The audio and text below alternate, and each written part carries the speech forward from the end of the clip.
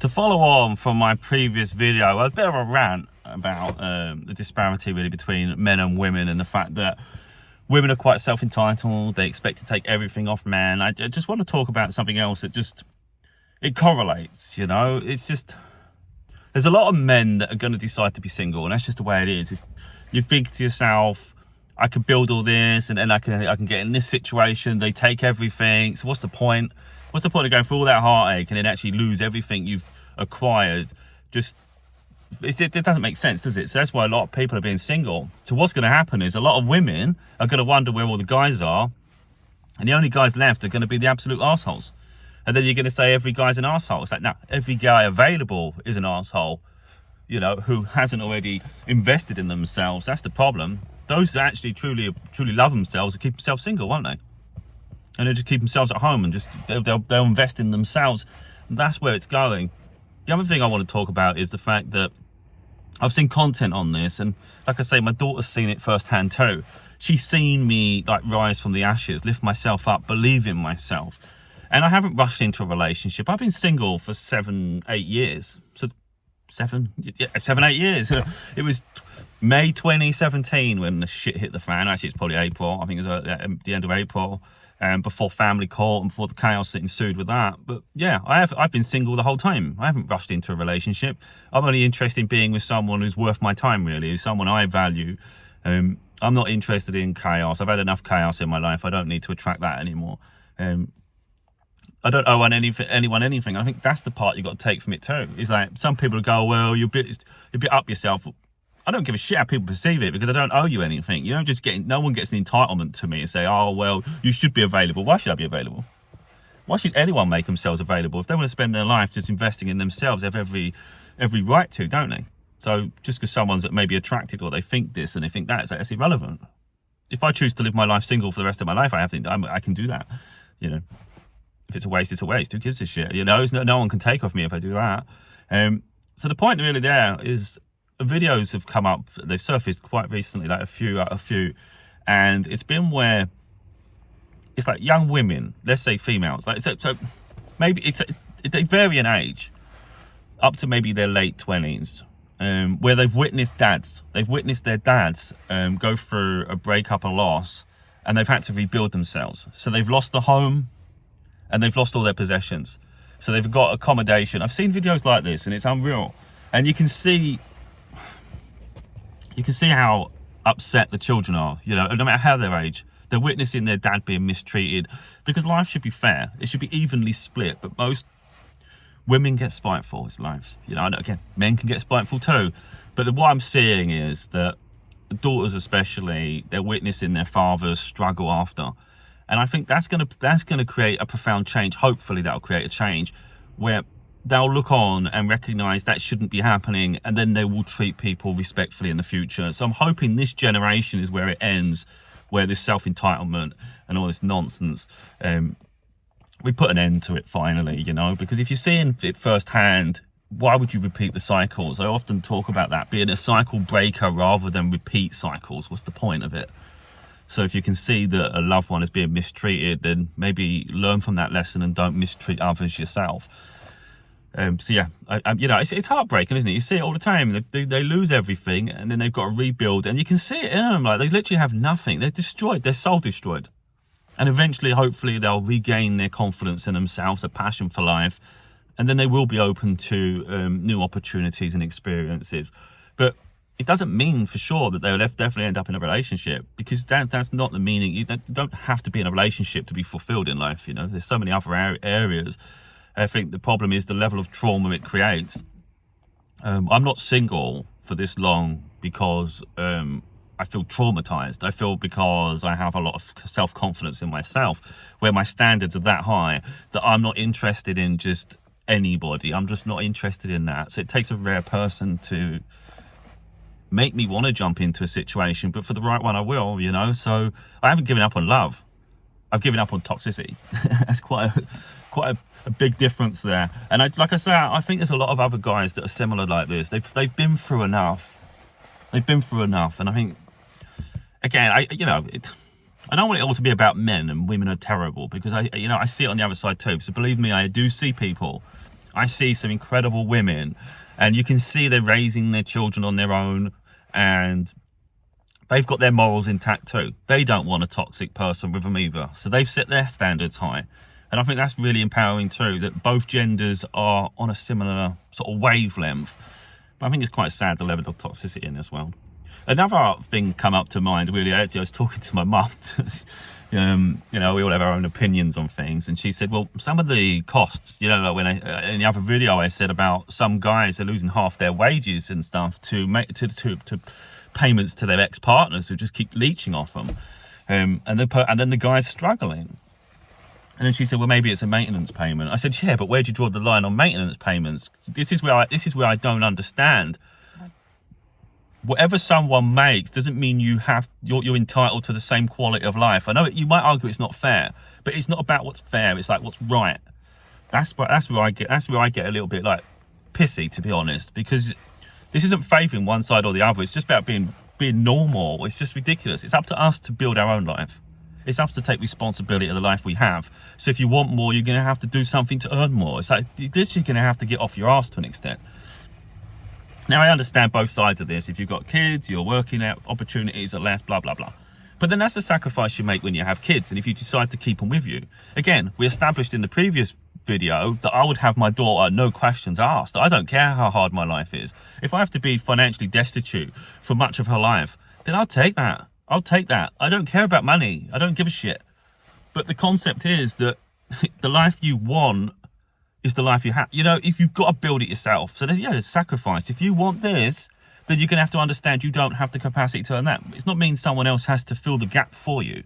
So if we're talking about maintenance payments, my argument with that is, and this doesn't mean, look, it's a difficult one because there's always going to be someone that get pissy over it. I would always give my daughter pocket money. She never goes without. So if she tells me she wants something, she might hint, or she just might tell me she wants it without an expectation. But I'll do my best to get it for her. So she doesn't go without at all.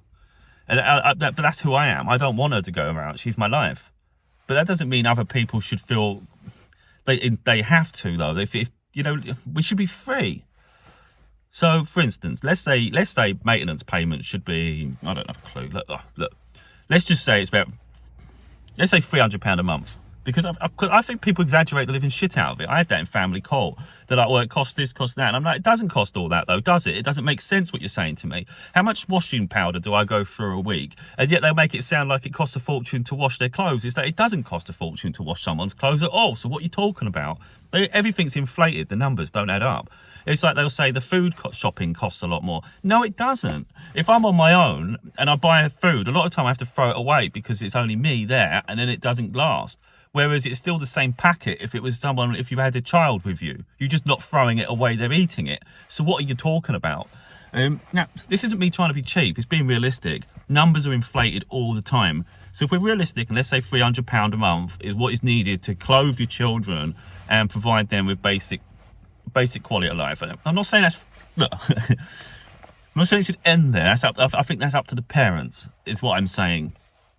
So, for instance, if you say the person who, let's say your ex-partner's now, let's say they're earning £2,000 a month, they still have all their bills. They've got their mortgage, their rent, they've got every bill under the sun, and they still deserve a life. They're the ones earning it. But you'll get ex-partners who say, I want half of that. Well, then how do they pay their bills? And they're the ones earning it, you dickhead. I get fired up with it because it doesn't make sense. If it costs £300, for instance, for the maintenance of a child, but then you say because that person's earning more, then I should have more of the money. What do you need the money for, though? Because if it's already established that each child would require this amount of money, why should you then have more of someone's money just because they earn more? Find the logic in it. Yeah, okay, you'd love to take them to Disney World. You'd love to get them an Xbox. You'd love to have these things. I don't doubt that they deserve it, but it's not.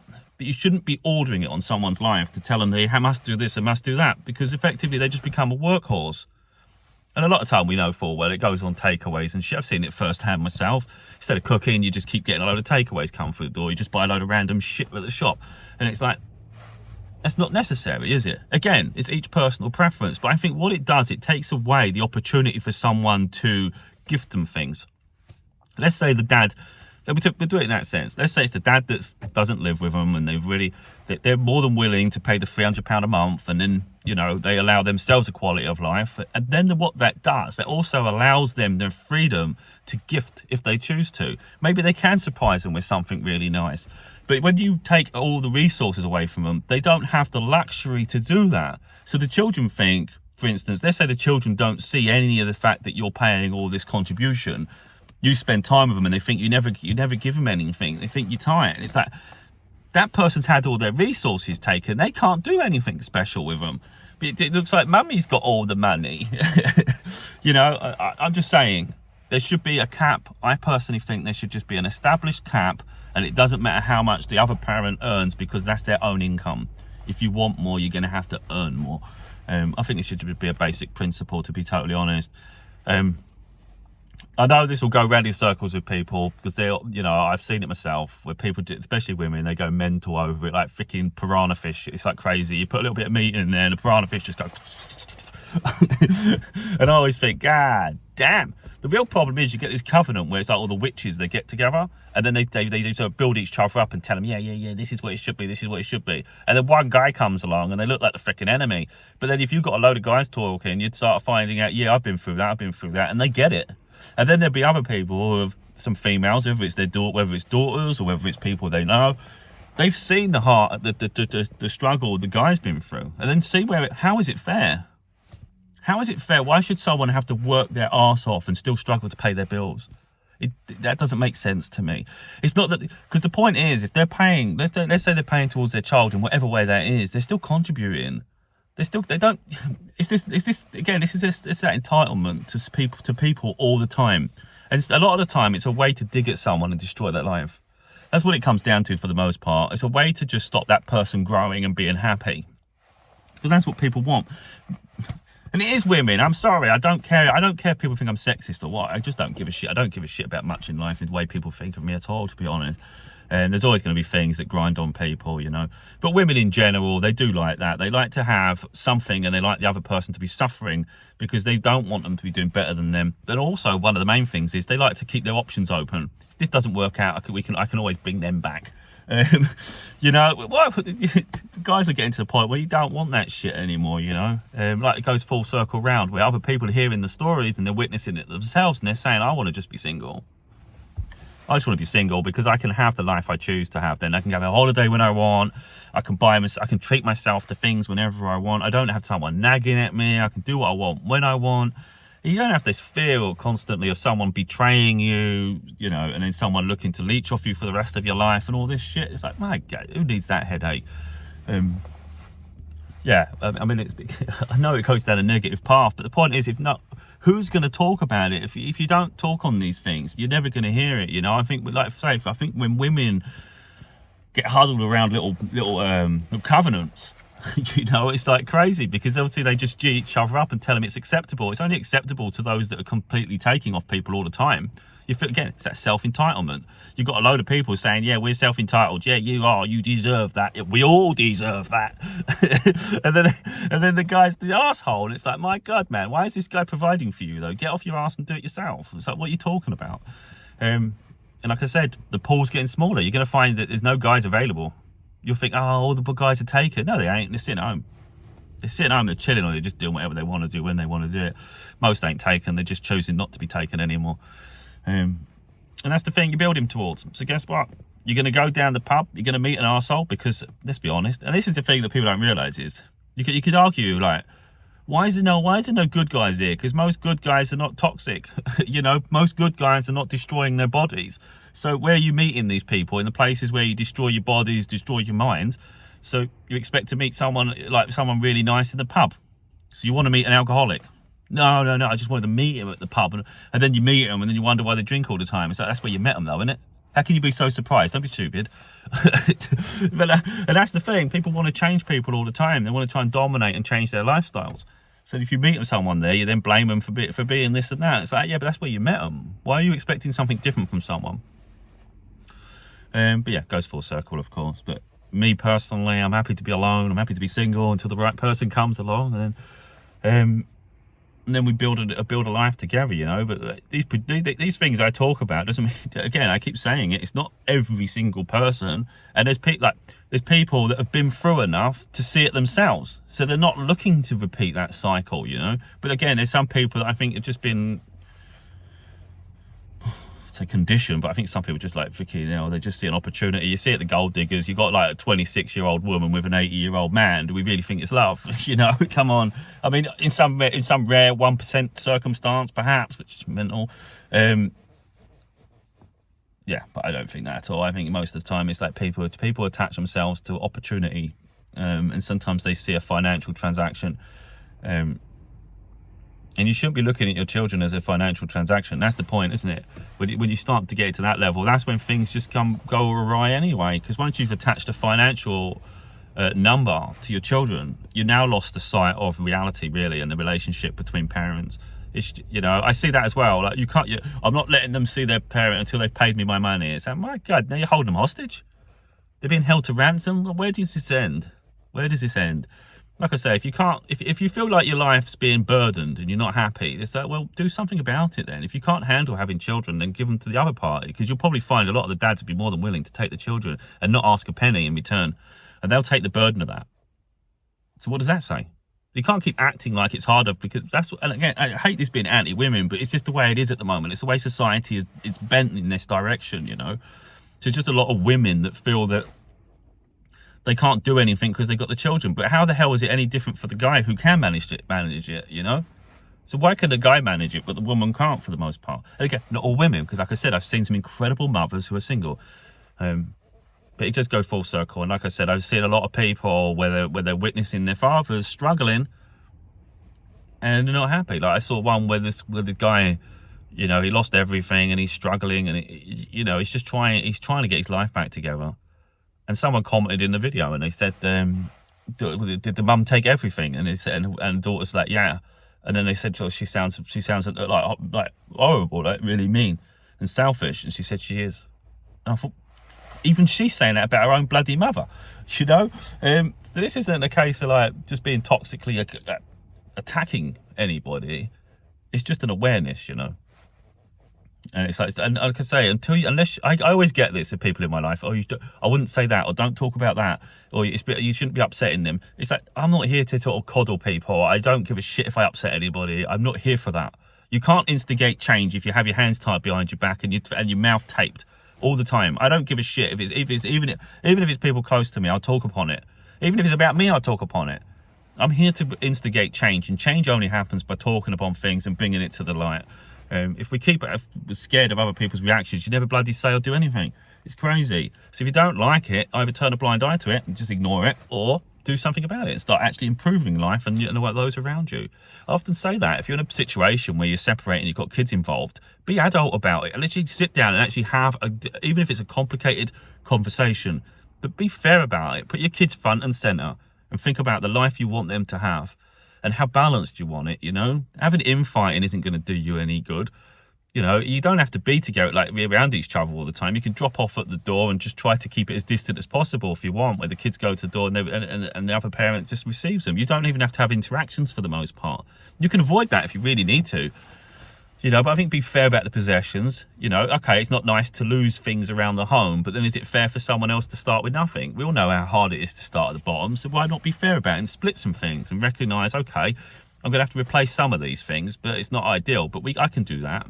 But then, you know full well you've each given each other a fair chance, you know, at new life.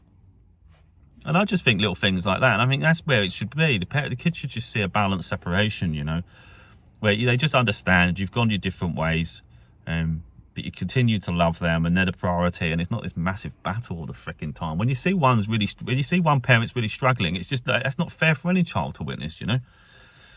But yeah, I mean, people just need to do better, and I think what you're seeing though is the repercussions of all of this. Where I say the children are witnessing the heavy suffering on one side, and they're not happy with it, so they disagree.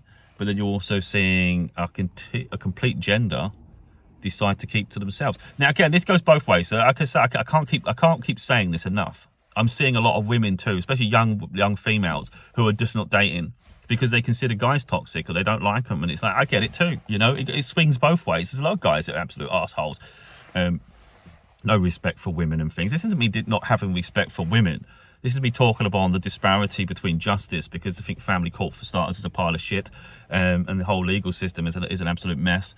And it shouldn't be, because the way I see it, it shouldn't be favouring anybody. It shouldn't be favouring a gender. It should be putting the children at the front and centre when we talk about family court, and then doing things from a place of fairness, not a place of like obligation and high expectation here and there, because that added pressure and burden isn't fair.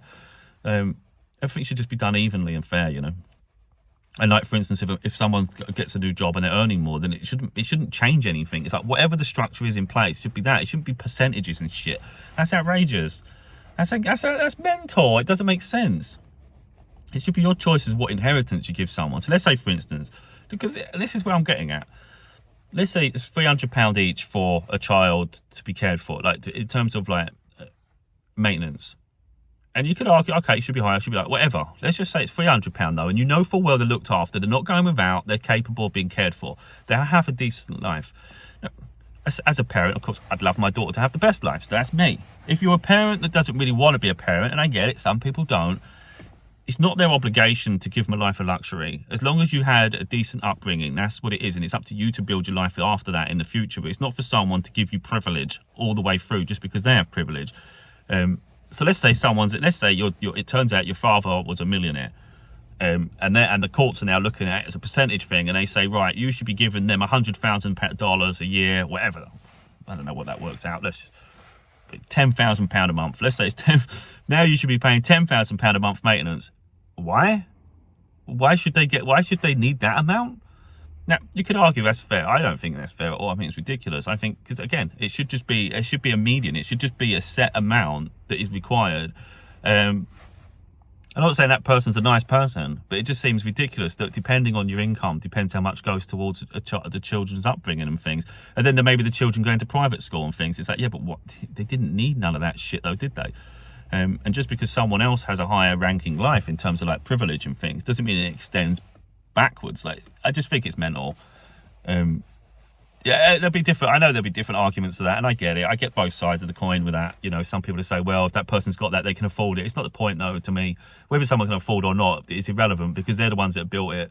If, for instance, the children want a life of luxury in the future, then they should build towards their own life of luxury. It's not about having handouts your whole life, you know, like a silver spoon in your mouth. You've got to learn to do things for yourself, and even through struggle, it creates character. So I don't think it should matter if you've got an estranged parent who's doing well or not doing well. It shouldn't even matter to if they don't want a relationship, because it's like not an obligation, you know. Again, saying it's right because I don't have that relationship with my daughter, do I? Because we have a very strong, caring, loving relationship. So it's not that at all. But I would be within my rights if I choose to be distant if I wanted to, you know. And I don't think you should be forced to be involved if you don't want to be involved. It's just that it's our life, you know. You shouldn't be prisoners for life. That's what I'm getting at. You shouldn't be held prisoner for your whole freaking life to the point where you've got to keep worrying about freaking hemorrhaging money all the time.